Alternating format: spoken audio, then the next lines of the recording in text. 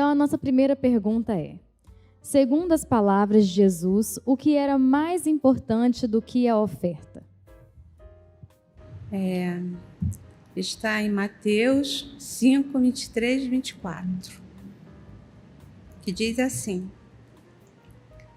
portanto, se trouxeres a tua oferta ao altar, e aí te lembrares de que teu irmão tem alguma coisa contra ti, deixa ali diante do altar a tua oferta e vai reconciliar-te primeiro com teu irmão, e depois vem e apresenta a tua oferta.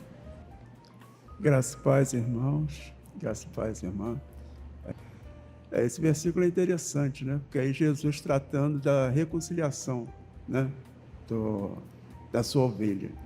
O Senhor já tinha dito antes que Ele procura adoradores que o adorem em espírito e em verdade.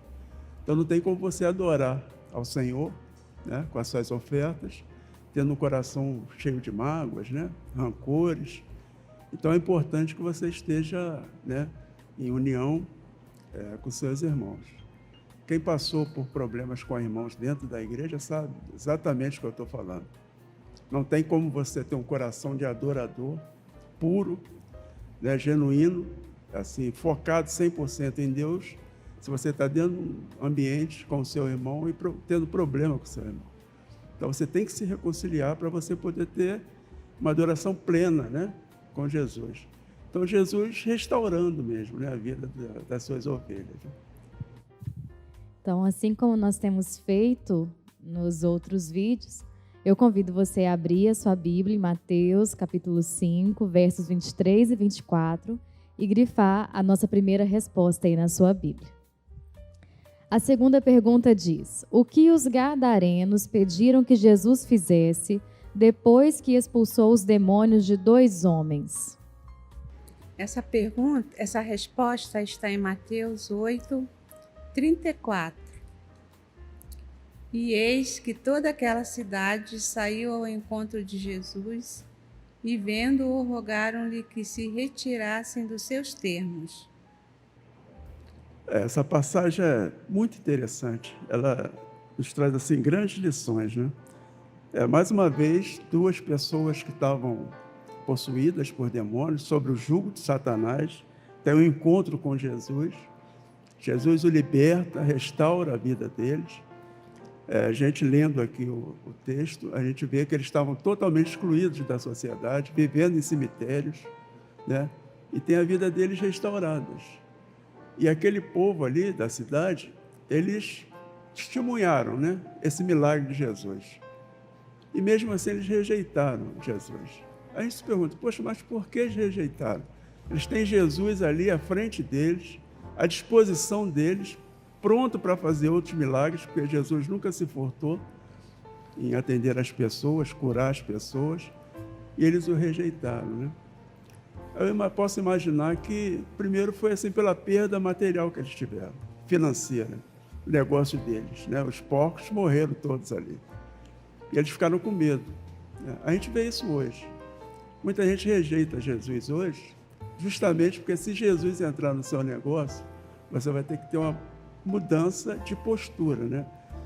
Total. Então, se você tem um negócio lá que vive à base de corrupção, de sonegação, né, de enganos, se Jesus entrar, você provavelmente vai ter que mudar de profissão. Então, o mundo rejeita. É difícil para o mundo, né, aceitar Jesus na sua vida, no seu negócio, né, no domínio da sua vida. Então, eu imagino que possa ter sido isso, que eles rejeitaram Jesus. Eu não vejo outra explicação. Então, a nossa resposta se encontra em Mateus, capítulo 8, verso 34. Nossa terceira pergunta é: o que Jesus disse para fazermos com aquilo que Ele nos disse nas trevas e aos ouvidos? Então, está em Mateus 10, 27. O que vos digo em trevas, dizei-o em luz, e o que escutais ao ouvido, pregai-o sobre os telhados. Amém. A gente tem que entender aqui o contexto da época, né? Assim, do início do ministério de Jesus.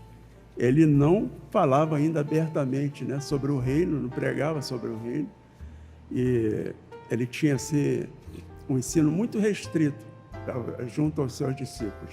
Então ele falava muito sobre parábolas, né? Ele falava assim, usava alguns códigos até. Os discípulos muitas vezes chegavam depois e tinham que perguntar para ele, mas mestre, o que o senhor quis dizer com aquilo? Então ainda não era a hora dele assim, expor publicamente o ministério dele. Mas teve um momento que isso já tinha que acontecer.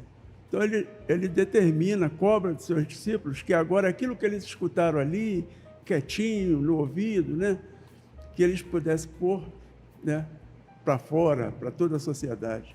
Eu acho que Jesus ainda hoje, né, nos conclama, principalmente o seu povo, que a gente fale do reino, né, que a gente fale da obra salvadora e restauradora de Jesus, que a gente não se furte a isso. Hoje nós temos liberdade para falar sobre isso. A gente tem que subir nos telhados, usar a mídia, usar a televisão, falar para os nossos vizinhos, nossos familiares, colegas de colégio ou de trabalho. Então é isso que ele está falando, para a gente apregoar a palavra de Deus. A gente sabe também que nós temos irmãos em alguns lugares que eles não podem fazer isso abertamente. Então eles têm que falar nos porões, secretamente, cantar baixinho, né, ao ouvido. Eles ainda não têm essa liberdade, mas nós cremos que eles vão ter essa liberdade um dia.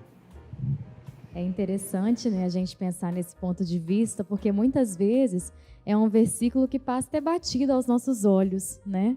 E a gente pensar nos países que não podem falar de Jesus abertamente, e a gente aqui, muitas vezes, não usa desse privilégio que nós temos, né? É muito interessante. Então, a nossa resposta está em Mateus, capítulo 10, verso 27.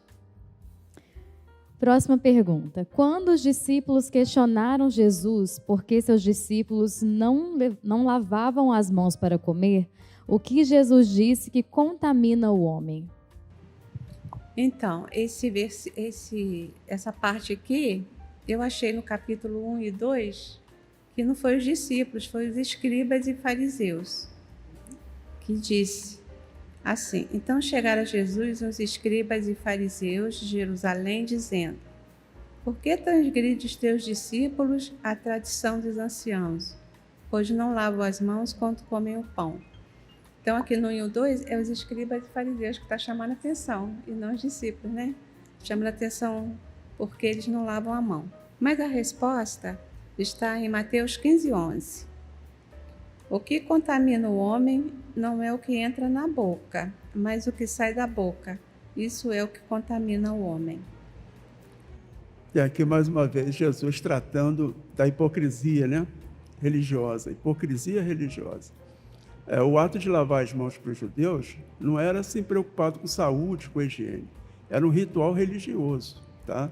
Ali era assim, um símbolo, um simbolismo de que eles estavam se purificando, né, da sujeira, mas era um ato religioso. Eles não estavam preocupados com a saúde dos discípulos de Jesus, não estavam.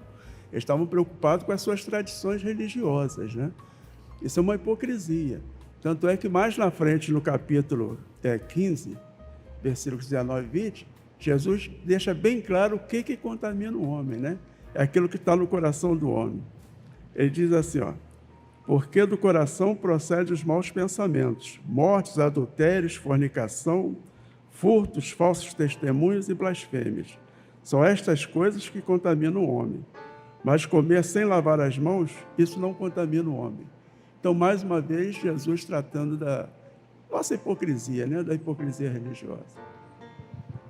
Então, a nossa resposta, ela está, na verdade, em todo o decorrer do capítulo, né? Mas especificamente no capítulo 15, verso 11.